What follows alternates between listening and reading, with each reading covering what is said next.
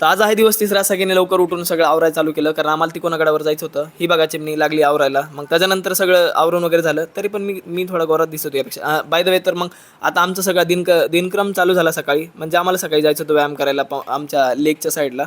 तिथं मग इथं कॅम्पिंग वगैरे करत होते लोक, आणि आम्ही सकाळी लवकर उठून योगा करत होतो.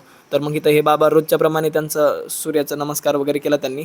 आणि आता आमचे सिनियर आले होते, त्याच्यामुळे जुन्या गप्पा वगैरे सगळ्या चालू झाल्या होत्या सरांशी. खरंच आता एकदा कॉलेज संपल्यावर जुने दिवस खूप आठवतात. त्याच्यानंतर मग वापस आलो आम्ही. आता नाश्ता करायची बारी होती. पोहे बनवायचे आज आम्हाला तिसऱ्या दिवशी. मग पोहे वगैरे खाल्ले, आणि त्याच्यानंतर आमचा चहा.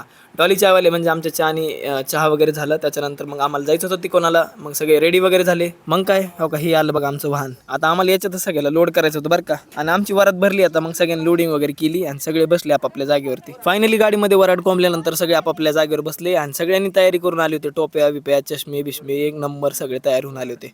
आणि हो का हे कार्टून. मग त्याच्यानंतर आता चाललो आम्ही निघून. तर मग शेवटी आपली गाडी निघाली तिकोनाच्या दिशेने. मग आता तिकोना किल्ला आमच्यापासून लय जवळ आहे बरं का, म्हणून लवकरच पोहोचलो आम्ही.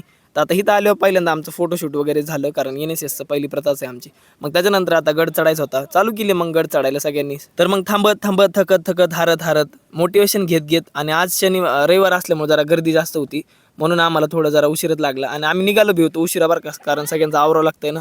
त्याच्यानंतर मग आता गड एवढा मोठा होता का नाही, कारण तिकोना किल्ल्याच कसं आहे तुम्हाला सांगू का, पहिल्यांदा चढलात पहिल्यांदा हे वाटतं तुम्हाला का हीच आहे काय की तिकोनाची शेवट. मग त्याच्यानंतर अजून वरी 2-3 टप्पे असतातच.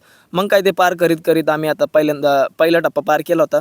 त्याच्यानंतर आता आम्ही पोहोचलो होतो इथं चपटेदान मारुतीपाशी. आता तुम्ही इथं आल्याशिवाय तुम्हाला ते म्हणजे कळणारच नाही मी काय बोलतोय काय नाही. इथं एकदा व्हिजिट करून जावाच, मग तुम्हाला तिकोना किल्ला काय म्हणजे कळेल. त्याच्यानंतर इथं एक तलाव होता, आणि त्याच्यानंतर त्याच्यासमोर एक मंदिर होतं. मग लहान लेकरं बी येत होती बरं का, आणि हो काय चुन्याची घाणा. आता त्याच्यानंतर मग आम्हाला बालेगडाकडे जायचं होतं.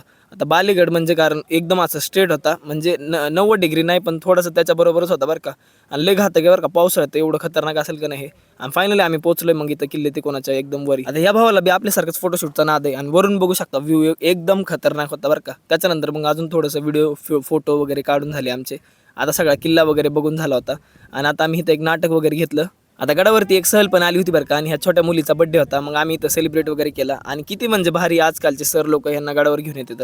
त्याच्यानंतर मग दर्शन वगैरे घेतलं आम्ही, आणि आता आम्ही गडाच्या खाली जायला निघालो. तर आता जेवढा गड चाललोय तेवढं खाली उतरायचं आम्हाला. मग त्याच्यानंतर लागलो तयारीला. मग खाली जाताना एक लहान लेकरू भेटलं, आणि त्याचा पहिलाच हा ट्रेक होता. एवढं भारी वाटलं का नाही, ह्यांनी म्हणजे याच्या बड्डेला त्याला इथं घेऊन आले. म्हणजे संस्कृती जपायच कोणी यांच्याकडून शिकावं. आणि आता संध्याकाळी काय काय झालं मी तुम्हाला पुढच्या व्हिडिओमध्ये दाखवणारच आहे. तोपर्यंत तुम्ही लाईक शेअर सबस्क्राईब करा. बाकी भेटू तुम्हाला